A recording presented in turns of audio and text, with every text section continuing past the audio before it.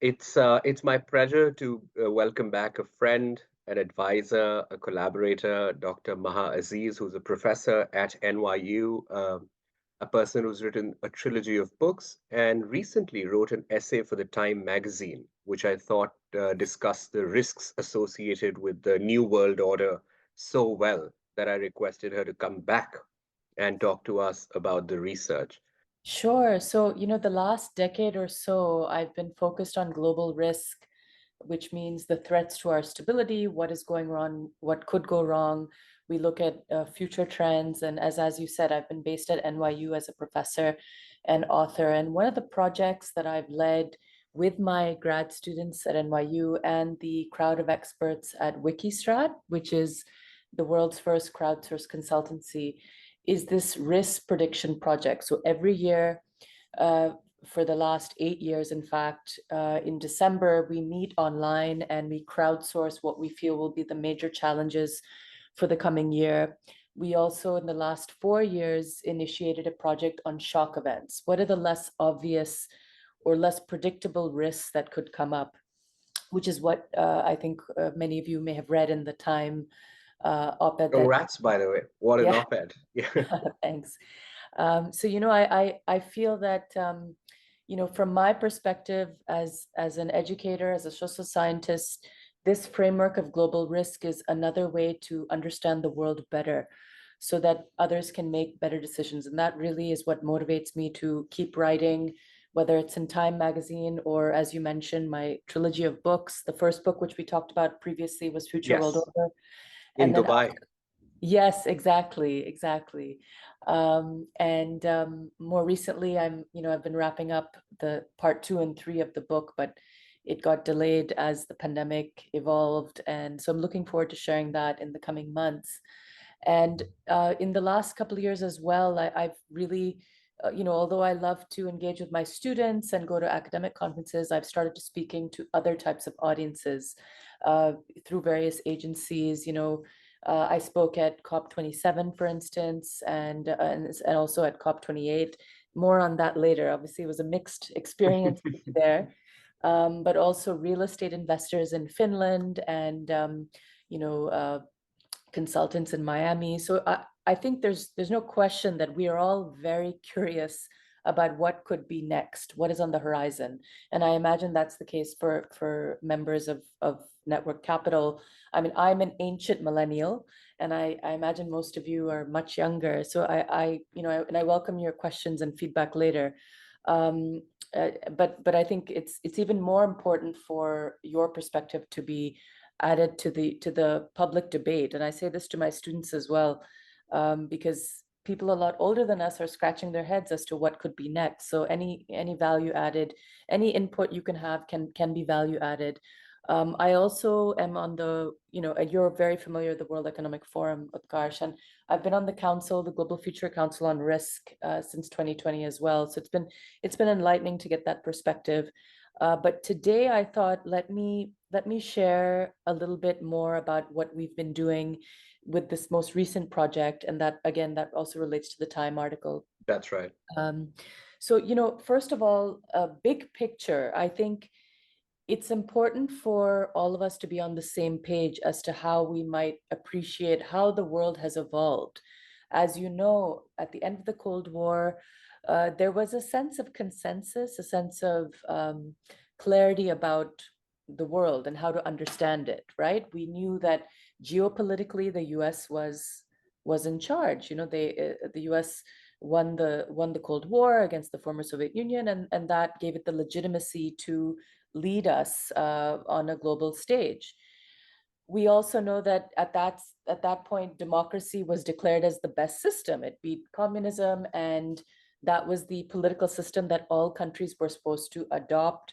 And at times, the U.S. government used, different tools to encourage other countries to be democratic. We also were told in the post-Cold War era, in those early years, that globalization was the way to go, that this is the best way forward for all of us. It will uplift millions out of poverty. And lastly, we seem to have, for a few years anyway, a sense of shared values, the idea that uh, that we should all get along. We should be inclusive, the sense of liberalism, the sense of accepting the other, the Right. migrant, refugee. And I think the problem is the post-Cold War era has been over for a while, which is why even before the pandemic, frankly, I would argue even before President Trump appeared on the scene, there was a question mark about these aspects of the post-Cold War era. And again, we've seen it since the Trump period, and we've seen it since the pandemic. We've seen that there's a question mark about whether, geopolitically speaking, is the US necessarily the lead power? And I'm not sure that enough of us have appreciated that this has been building for quite some time.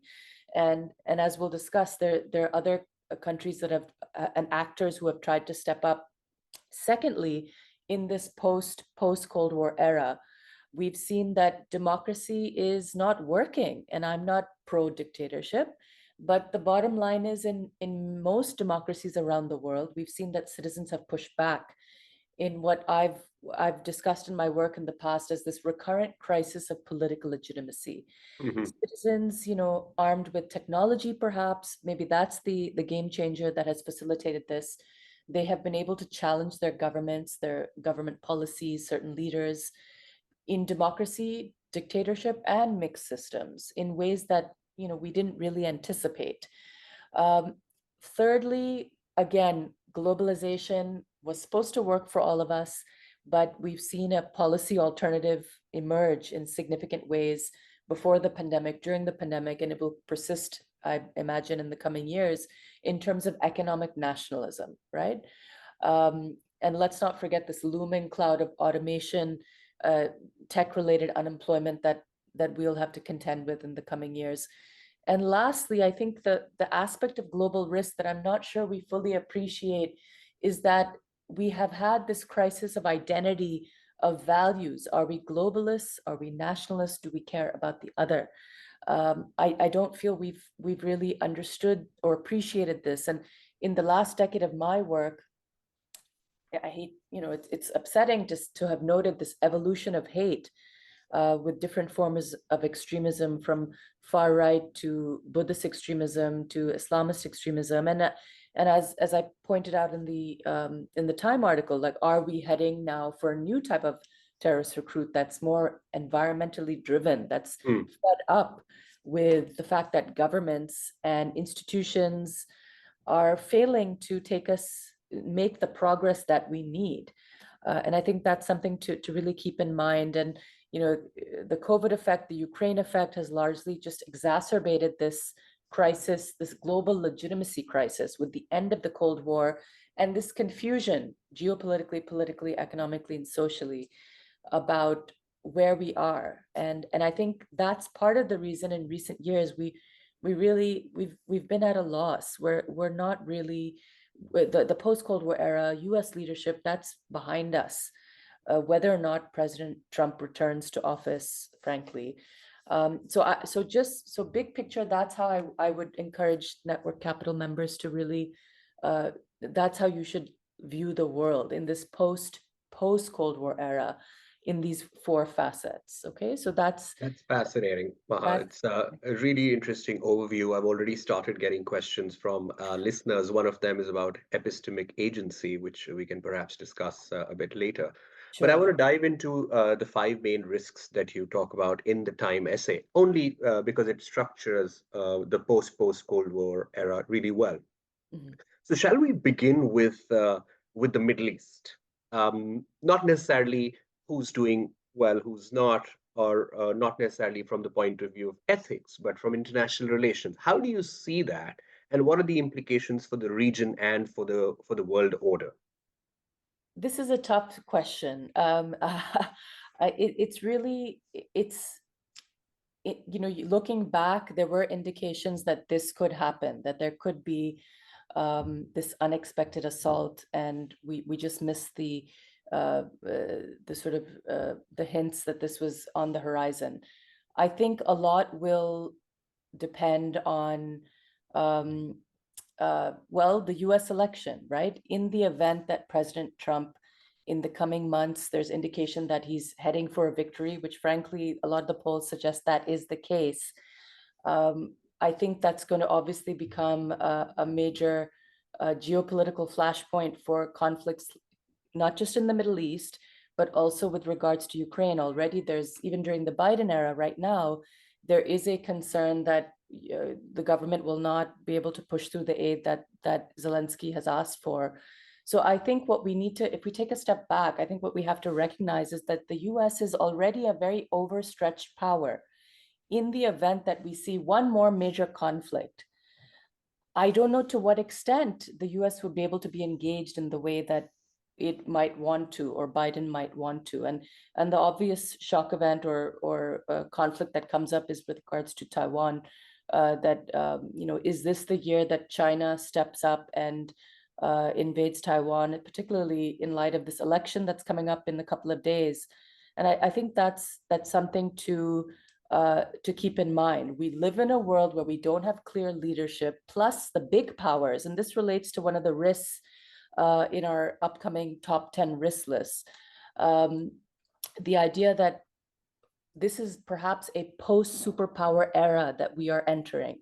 This year, all the big powers are going to be dealing with major elections, which will potentially be very destabilizing, whether it's the US, the EU also has important elections coming up, India, Russia, and so forth. And we might raise the issue, and that's what we've tried to do in our upcoming top 10 risk lists, that this could be a post-superpower era where because these superpowers are distracted with domestic issues or these two big wars that are going on in the world, that this could create an opportunity for the smaller powers and for other types of players to step up.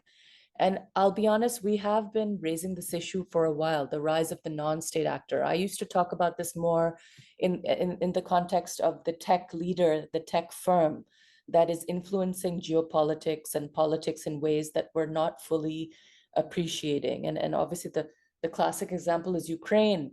Elon Musk is, well, he is responsible for Zelensky's progress so far. If Zelensky did not have satellite internet, he could not have engaged with the world in the way that he did and rallied support. Similarly, Microsoft, as you would know, approached the Ukrainian government days before the invasion, and said, let's move all of your government data into the cloud. So we've already, even before, even in the last 2 years, we've seen that the non-state actor, the tech firm, the tech leader, are at times acting as diplomats unofficially, or acting as agents of change geopolitically in ways that governments cannot really challenge. And I think that's significant. The other point I wanted to mention with regards to this post-superpower era that we might be entering, where power is dispersing. It's not just about the superpowers, right? It's about the non-state actors, as I said, the tech firm, the tech leader. But we've seen geopolitical swing states, and I'm borrowing the term that's been coined by Jared Cohen, who you must have heard of. The global affairs at Goldman, right? Yeah, exactly. Formerly of Google, now Goldman Sachs. And he coined this idea of the geopolitical swing state because, the superpowers are burdened or distracted or too busy competing with themselves. You're going to see other types of actors leverage what they have and not necessarily feel pressure to ally with one superpower or the other.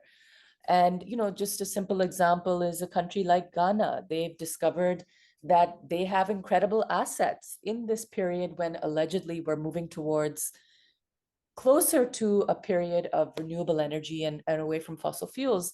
They've realized that, wait a minute, they have rare earth minerals that can be leveraged on a global stage and potentially even compete a little bit with China's dominance in this area. And I think that's significant. So we should be, as we get deeper into 2024, we should be trying to identify these geopolitical swing states, countries that, they're small historically on the geopolitical stage, and yet they have incredible assets that can be leveraged. And additionally, I just want to mention that I would argue that any country that wants to be strong on the global stage going forward in terms of foreign policy, it's going to be less about nudging other countries, promoting democracy. It's going to be more about offering climate funding, right, as a foreign policy tool. I think any power that wants to be relevant will have to think about this as a strategy. And already we see that. I think, people are not aware of this as much because it's not publicized sufficiently. We are so focused on COP28, COP27. But actually, countries like Scotland have engaged in leveraging climate adaptation, climate mitigation funding to countries like Malawi. They've given it to show that they are, despite being a small state, they are in a position to show moral leadership with regards to climate change. And I don't think we pay enough attention to these other actors, the non-superpower actors that are trying to really show that they don't need to necessarily ally with the US or China or other superpowers to progress. They have more independence and leverage. So it's a good time to not be a superpower in a sense. Yeah. And additionally, I would also say that we've seen, as you know, an incredible drive by the global South, right, led by the BRICS. Yeah. And this came up in the timepiece, this idea that more countries are realizing that they don't have to trade in using the US dollar, right? They can engage in their own currencies. And that dialogue did come up before the pandemic, but it feels as though there's a resurgence in that dialogue since the summit that happened in Africa a couple of months ago. And I think that would also be a significant trend to observe. These other actors that, again, are engaging in climate funding as a foreign policy tool, or acting as geopolitical swing states because they have rare earth minerals, or they're simply moving away from the US dollar in trade to show that, they have a different agenda now. There's less pressure in a post superpower world to simply ally with one superpower or the other. Yeah. And again, tech firms, tech leaders, I mean, we all know who the big leaders are. I would argue going forward in the coming year, we'll probably be more inclined to listen to Mustafa Suleyman about his views on On how regulation. Yeah. As you talk exactly, about. and exactly how the job market will evolve, how society will evolve. I mean, I know Elon Musk is perhaps criticized a lot for being quite eccentric, but Mustafa Suleyman seems much more level-headed about where we are moving.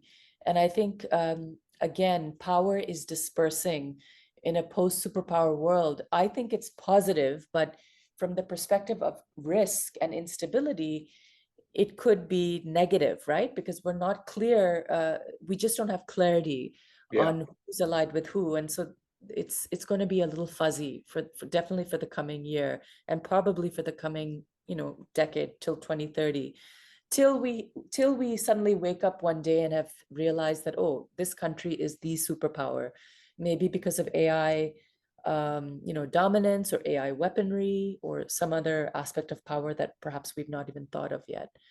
So that's one of the broad global risk trends that Very important for everyone to understand. yeah. Just to summarize the multiple points that Maha mentioned, one would be that the US has retreated from its position of moral, intellectual, and of course economic leadership, which still exists in forms to sort of an America first approach, which is parroted by multiple presidential candidates who say, I think America first, and everyone else also maybe figures in the equation. But this is different from American foreign policy Yeah. earlier. US dollar is no longer the standard medium of exchange in many shapes and forms. Cryptocurrencies have come up. China has started asserting itself. Saudi, UAE, India are trying to form a different kind of an alliance, an economic alliance of using a different currency. And all of these will cause instability that will impact others. So the question on the Middle East, just some thoughts from my side. Mhm. I think this, among other things, it also talks about the relevance of non-state actors in figuring out what happens on the ground. Same for Ukraine, and the way the issue gets resolved or not, how non-state actors engage and come together, the social networks they form, the kind of moral points of view they express, that definitely has a bearing on how everyone goes. And I think Maha might already know, but one of her students, who's a friend of mine now, he's working on international foreign policy of tech companies. So the role of large tech Nice. companies is becoming uh, very, very important. So again, like, thank you so much for laying it out so clearly. Sure. I want to talk about your COP 28 and 27 experience, and you talk about uh, a threat of climate terrorism and some of the discontentment with the COP outcomes. Do you want to talk us through that? Sure. I mean, I'm not, I think there was a question regarding the UN, the relevance Yeah. of the UN. I want to say I'm not anti-government or anti-superpower. I think it would be great if we had clarity about everything and we had an understanding about who was responsible for climate and who's responsible for AI. And I just don't think we'll overcome that anytime soon. I think there's benefit definitely having attended. I spoke on the main stage last year at COP27 in Sharm el Sheikh, and what a venue, right? By the beach. But obviously, there was a sense of frustration till the establishment of the Loss and Damage Fund, right? That was historic. And as somebody, as you know, I'm originally from Pakistan, and I also earlier this year worked with a student. We co-wrote a piece on Tuvalu, one of the islands that is sadly sinking due to climate change. And there was definitely a sense last year with this loss and damage fund at COP27 that we're making progress. And I was inspired as well, but that didn't last long, right?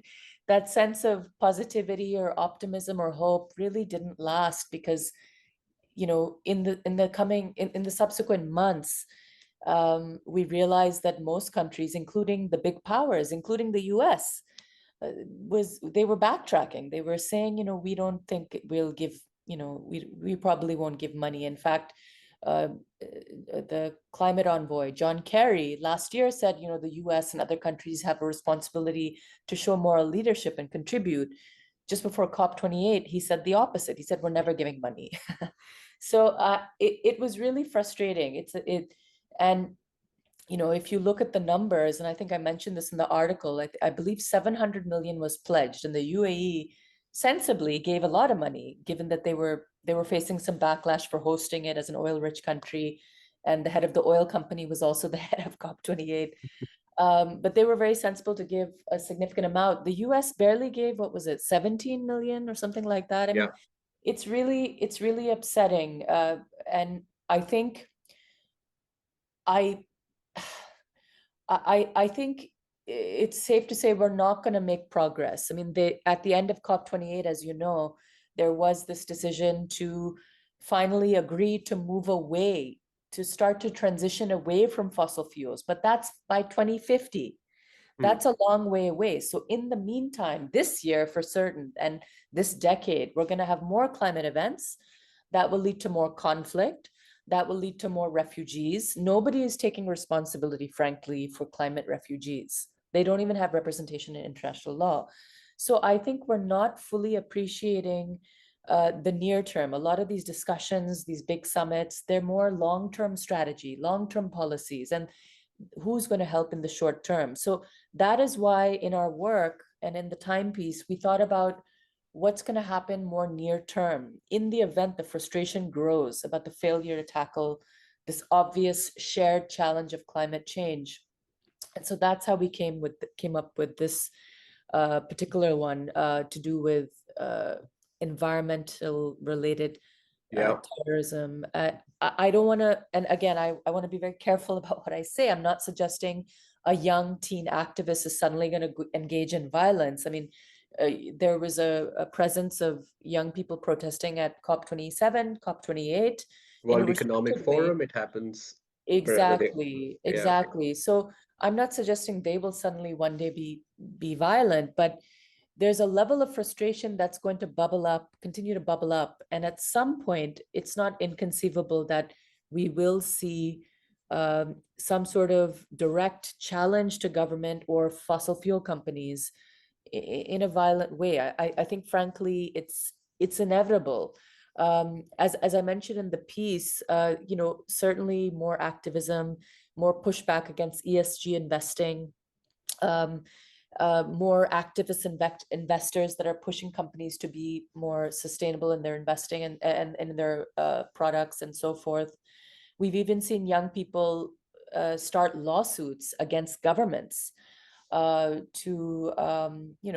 against oil companies to stop what they're doing. But at some point, I think this is going to be inevitable, and the dangerous trend that we might see is that some of these legitimate activists will be scapegoated as potential terrorists or terrorists, while eco-terrorists, are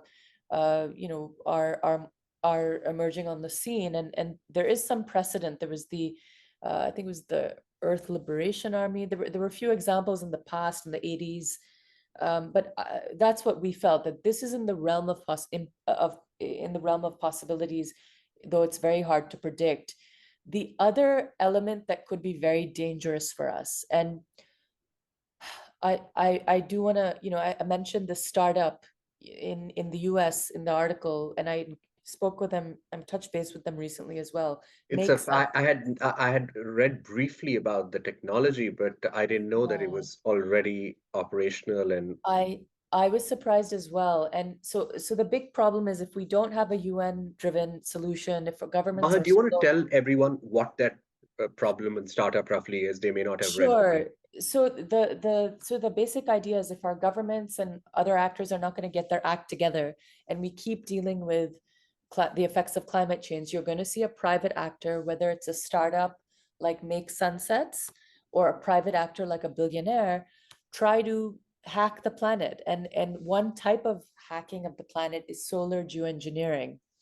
And so this particular startup, Make Sunsets, has basically released balloons of sulfur dioxide into the atmosphere.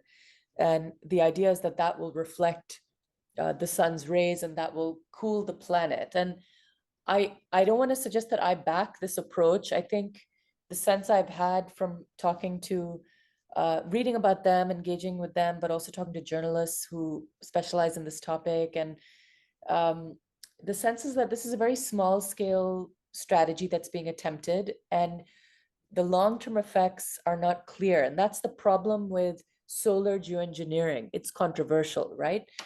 If one country were to engage in solar geoengineering on a mass scale, if it's government driven, for instance, not just by a startup, but if it's government driven and done on scale, what if it has a spillover effect on a neighboring country? Or what if 2 years down the line, we have even more adverse effects of climate change? And I think that's the problem. And so the good news is that the US and the EU have looked into this, they've researched this, and they've thought about regulation, partly in response perhaps to Make Sunsets, this US-based startup, partly also because the billionaires of the world, particularly tech billionaires, have been talking about this strategy as a possible game changer, Yeah. right? And George Soros, in fact, backed this. There was a press conference just before the Munich Security Conference in February, where George Soros, along with a British climate scientist, a well-known one, they talked about how they back this. And I don't know if behind the scenes he's now officially, putting his money towards this and saying this is, because he's suggested that this could be a way to tackle the climate change that's that's impacting the Arctic, right? Which is Yeah. also a geopolitical flashpoint, given the fossil fuel, the oil and the minerals that are there. So I think the problem is, this strategy might become inevitable by a private actor if our governments stay in this sort of this crisis of political legitimacy. They take 2 steps forward and 5 steps back, Yeah. and they're not going to be. It doesn't seem likely that this will be prioritized. I do want to mention, there's a book I always like to recommend regarding climate change, The Ministry of the Future. Have you heard of it? I have, yes. Yeah, so it opens with a major climate event. It's, global heating kills 1 million people, and then this particular government decides to, in the story, decides to, well, after criticizing the UN and the world for not coming together to tackle climate change, they engage in solar geoengineering, and I think it's really, it could be a game changer for us, big picture, but it could also be a disaster, and we could be much worse off. And I think that's going to be a significant sort of shock event that we should keep track of as we are in our work. It's, yeah, I wish we could kind of I wish there was more discussion by government. Only the US and EU have discussed it in a sort of, they released a report about it. But, the truth is, given we live in this crisis of political legitimacy in a post Cold War era or a post superpower era, the truth is anybody can try anything.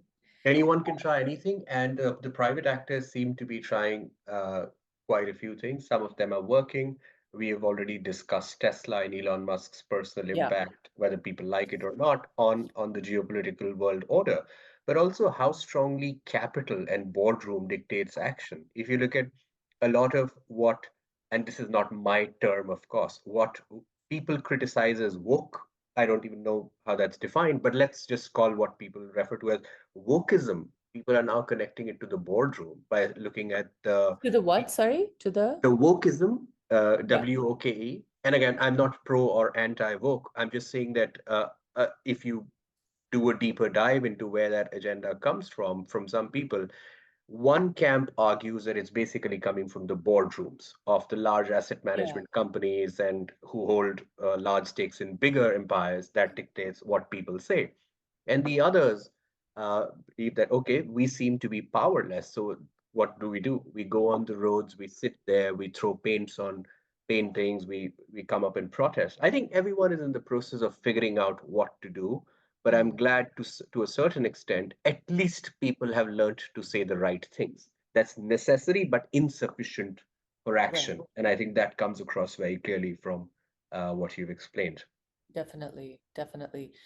Um, so yeah, I mean, it's going to be an interesting year. I think the other risks that we've talked about in our work, that's coming up in our top 10 risk list, separate from the Time article, is of course to do with elections. This is going to be an important year.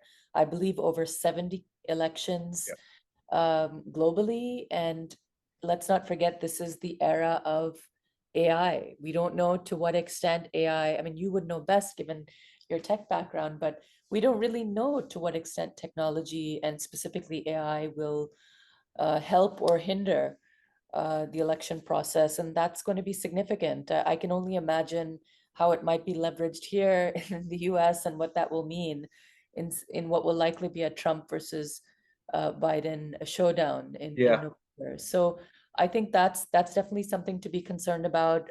Deep fakes, misinformation, disinformation, etc. We also talked, just, even if Trump doesn't win, and again, he would not take over till January 2025, but the Trump effect is something that we are concerned about, right? This year, with Trump having a more public profile in the run-up to the election, you can be sure that there will be more hateful rhetoric that's spreading, sometimes inspired by what he's saying, triggered by what he's saying, and that potentially could have implications not just for domestic stability here in the US, but also it could be a rallying point for comparable extremist groups and far-right groups in other parts of the world. Um, I believe it was the attack in New Zealand a few years ago, the individual who The in Christchurch Christchurch, massacre. Yeah. yeah, I still remember he had said that he was inspired by the far-right extremist groups he read about and heard about in the US. Hmm. So one can only imagine to what extent we might see in this, again, a world where we don't have shared global values and we don't have real moral leadership, to what extent just Trump's return to the public space, what that will mean in terms of these hate trends, these extremist trends. And look, the reality is certain countries are going to be nervous about his potential return, and certain countries will be happy if he does return, right? Ukraine obviously is already dealing with concerns regarding a decline in aid from the US government. But you can be sure if Trump does return, that's going to be a significant change for, I mean, it could end the war rather quickly if aid is pulled out and certain autocrats are emboldened by Trump's return. So, yeah. And another risk that I want to sort of highlight is that this could be another year of shock events. Again, because we don't have clarity on anything, on who's in charge, who's allied with who, on whether democracy is actually working, whether globalization will really withstand the shocks, supply chain shocks from different issues. This could be in some ways the era of shock events. And in our work, again, we've, in addition to the ones we've pointed out for 2025 time horizon and the timepiece, we've talked about more near-term shocks that could be significantly, that could be quite destabilizing. One has to do with the EU, the potential for more EU exits. And the two countries we highlighted were the Netherlands and Italy, given the governments there. And we also highlighted regional conflicts that perhaps are not getting as much focus, but Venezuela is currently, has had plans to possibly, Azerbaijan, perhaps. Yeah. and Azerbaijan as well, but Venezuela and Guyana, there's tension brewing between those two countries. The UK has sent, has sent their support in this to destabilize the situation.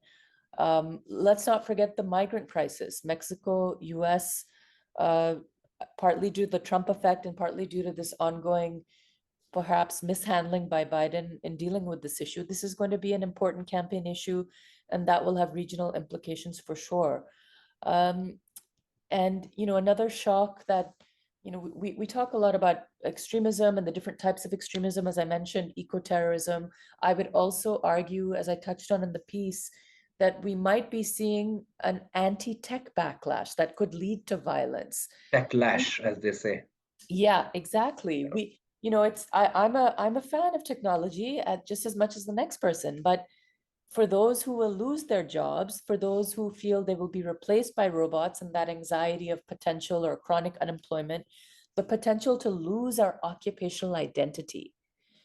That can lead to significant, mental health crises. It can add to that, but it can also lead to a violent response.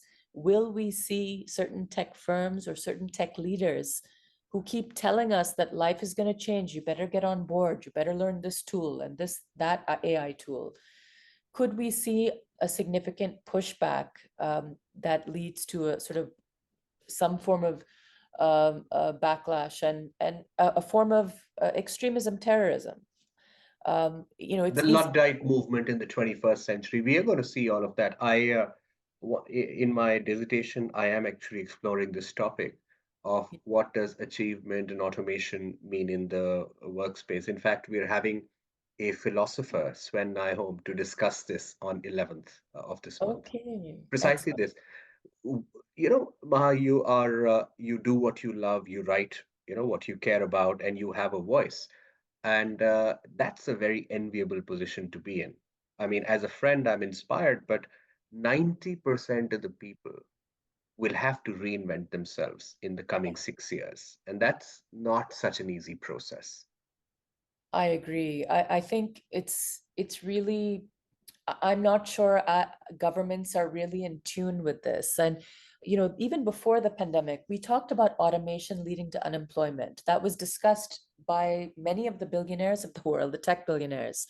And their solution was UBI, right? They said, oh, we need to engage and push governments to um, invest in UBI. And there was one presidential candidate at the time, Andrew Yang, who I'm sure you've heard of, Yeah. said that, he wrote an entire book on this, and then that was his platform for his presidential campaign. And he spoke to a lot of people in government, and they said it's a great idea, but we don't have the money. And I think, as per usual, governments are not fully appreciating the short-term pain that's going to happen due to these long-term changes. And we may again need to look to the billionaires, the techies of the world, to help facilitate this transition. I just, at this stage, unless we suddenly see tech savvy candidates winning elections, I can't imagine that we're going to have clarity on this. And I think the advice it's hard. The advice I try to give to my students is to, there's no harm learning a couple of AI tools Yeah. if, if that's going to be the difference between keeping your job or getting a new job versus another candidate who doesn't have that capability. There's no harm. But I think that, you know, I think it's something we're going to be concerned about for the coming years. And it's not just about the younger generation. I think the older generation that maybe doesn't want to learn new tools, new technologies. It's going to be a very difficult period. And there's this economist at SOAS who coined this term, the precariats. And he was talking about people who would be left behind by globalization. Mm. That could be applied to the people who will fall behind in terms of the tech sector and the tech advances we're seeing. Yeah. That they fall through the cracks, and they sort of move from one temporary job to another, and it leads to this occupational identity crisis, which can bleed into this mental health crisis that we are dealing with Yeah. globally. Yeah. And there's just not enough discussions about this. And it's going to be a difficult transition for sure. Yeah, a lot of people listening to us might think that we are painting a very grim picture of the world, which is actually not what we are trying to do. The Mm. point of having a deeper analysis of risk is so that we can reinvent the set of possibilities. Yeah. Neither Maha nor I happen to be here to tell you to be very fearful and roll up under your blanket and enjoy your nap. Although you should, it's a Saturday night. Perhaps that's not such a bad idea. But the point of risk is to create a strategy that can help you, help your community, help your country, help countries collaborate with each other. Let's stick on jobs. I actually don't even think that AI is an avoidable subject. Like Mm. AI, for example, it doesn't have a standard meaning. Like using Twitter is also an AI application, and writing complex algorithms also is a version of AI. But Yeah. people will have to work with algorithms and be accustomed to what philosophers call collaborative replacement, where Yeah. the use of this is inevitable. Actually, now knowing technology is relatively easier as well because there is Copilot, there are various tools that can help people do the job. It Yeah. comes down to, again, shock. How many shocks can you absorb and still function, which is risk, um, and yeah. adaptability, which is for me the most important part of you know, your body of work in this essay and your books. But I think the larger points that you make, I want to just like ask, is there any topic that you'd like to share, any concluding remarks where before we open it up for questions which are not recorded? Sure. I mean, and again, I hate to have been so negative. Our work is about pointing out what is going wrong, Yeah, what could go wrong, so people can prepare better, whether exactly. they're, in the real estate sector or in finance, and that's something to keep in mind, uh, and so that's something to Yeah, keep the in mind. point of risk is not to scare people, but to Yeah, to make be people prepared. prepared. Yeah, that's Exactly. insurance or anything else. Exactly. And I Yeah, think that um, I think the silver lining of everything we've gone through as we get out of the we've gotten out of the pandemic, we're out of the post Cold War era. It's a new era. And I think that it's important to realize that there are positive agents of change. There are people who are driving change in ways that can benefit us. I just don't have as much faith in our governments to do what we need to do. But that's why it's great that there are policy entrepreneurs. There are, tech entrepreneurs who are, academic entrepreneurs like yourself. yeah, yeah. So, I think there's a lot of potential. And look, technology at the end of the day is a tool. I don't buy the argument of some of these tech leaders that AI is going to destroy humanity. I don't feel that in the next couple of years we're going to be living in a Terminator type of situation, right? I think there's potential. I think that, for instance, just one example, I remember reading how Mustafa Sulaiman suggested that in a couple of years you could use AI, give AI $100,000 or $10,000, and within a couple of months, they'll give you back 1 million. And if we could do that on a mass scale, we could potentially reduce poverty, right? If foundations were then investing in AI that can, beat the market, right, as they say, I think it could be very positive. I think that, as I touched on earlier, mental health crisis has been brewing for a while, but certainly since the pandemic, we can leverage robots and other forms of technology to tackle the plight of loneliness. I think, right? I think that's there's some obvious ways that we can leverage technology to deal with the challenges that we're dealing with. And I think that's something to keep in mind. The other aspect of tech that I think is so positive and can be a game changer to create opportunity, to reduce poverty, to increase online education. And I, separate from NYU, most summers I teach online, a course to diplomats, a course to high schoolers on global risk. But imagine if we could leverage satellite internet in places like Afghanistan to give young girls an opportunity to, despite the restrictions, to get an education. And in rural areas in Africa, in Pakistan, in many parts of the world, I think there are aspects of technology that will be a game changer to create opportunity, to level the playing field. And I think that's where we should put our focus, right? In terms of Absolutely. trying to see a silver lining. There are concerns. We should be concerned, about digital inequality and so forth. But again, satellite internet could be the game changer. And it's not just Starlink. There are other opportunities in that space. It's not just Elon Musk and Starlink. So I think that's something to keep in mind. We going forward will be able to leverage tech as a tool once we get past the fear factor, right? I think it can be A a ray game of hope. changer. Yeah, I think a lot Yeah, of the coming years will be filled with adventure, uncertainty, risk. And the whole point of communities, such as this one and others, is to provide you with the infrastructure to experiment, to understand, to learn from the best, and do what you truly care about. Because many aspects of people's jobs are bound to be automated. So you'll be left with a sliver of stuff that you have to do. With the tools, you should all try to do it as well as possible. yeah, And